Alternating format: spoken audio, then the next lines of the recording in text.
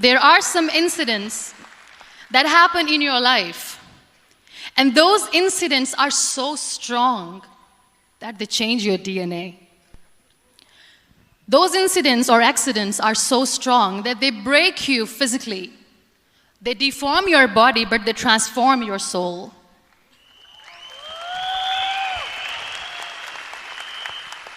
Those incidents break you, deform you, but they mold you into the best version of you.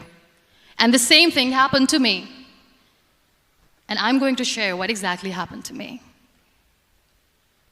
I was 18 years old when I got married. And this thing I'm sharing for the very first time on an international level. I was 18 years old when I got married. I belonged to a very conservative family, a Baloch family, where good daughters never say no to their parents. My father wanted me to get married. And all I said was, if that makes you happy, I'll say yes. And of course, it was never a happy marriage.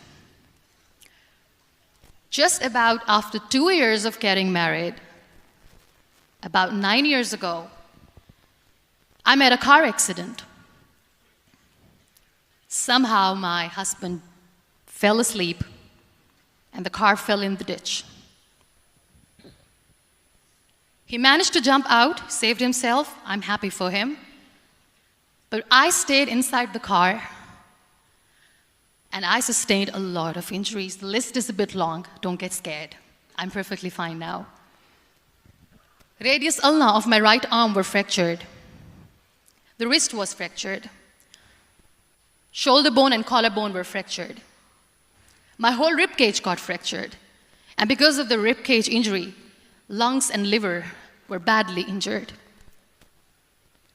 I couldn't breathe. I lost urinary bowel control. That's why I have to wear the bag wherever I go. But that injury that changed me and my life completely as a person and my perception towards living my life was the spine injury. 3 vertebrae of my backbone were completely crushed, and I got paralyzed for the rest of my life. So this accident took place in a far-flung area in the outskirts of a very small province, Balochistan, where there was no first aid, no hospital, no ambulance. I was in the middle of nowhere in that toppled car. Many people came to rescue. They gave me CPR. They dragged me out of the car. And while they were dragging me out, I got the complete transection of my spinal cord. And now there was this debate going on. Should we keep it here? She's going to die. Where should we go? There is no ambulance. There was this 4-wheeler Jeep standing in the corner of the street. They said, put her in the back of the Jeep and take her to the hospital, which is 3 hours away from this place. And I still remember that bumpy ride. I was all broken.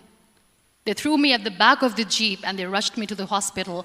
That is where I realized that my half body was fractured and half was paralyzed. I finally ended up in a hospital where I stayed for 2.5 months. I underwent multiple surgeries. Doctors have put a lot of titanium in my arm. There's a lot of titanium at my back to fix my back. That's why people in Pakistan call me the Iron Lady of Pakistan.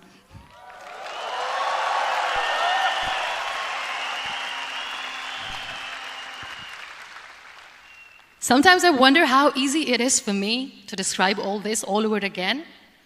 And somebody has rightly said that when you share your story and it doesn't make you cry, that means you have healed.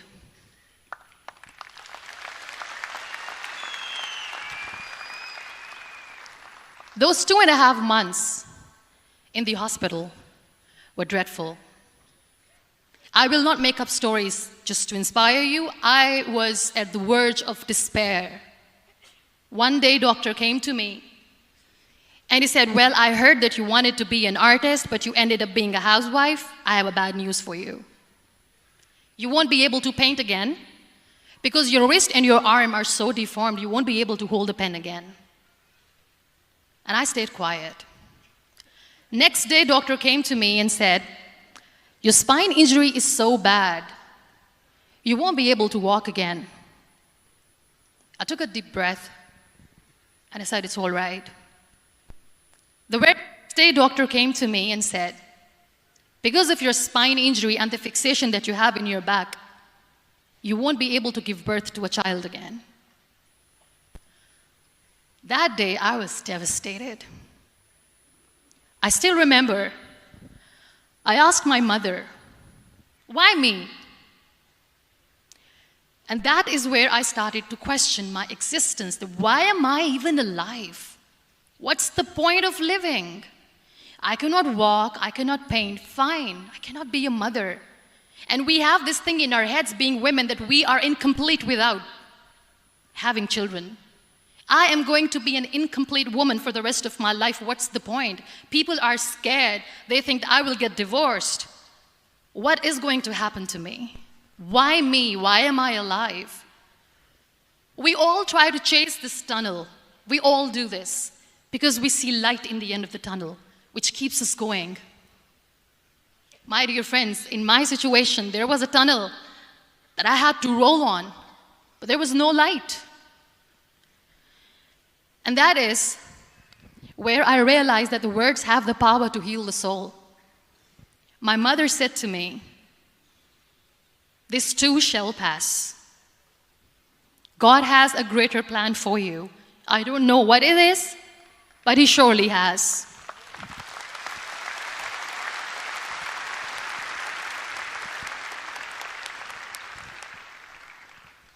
And in all that distress and grief, somehow or the other, those words were so magical that they kept me going.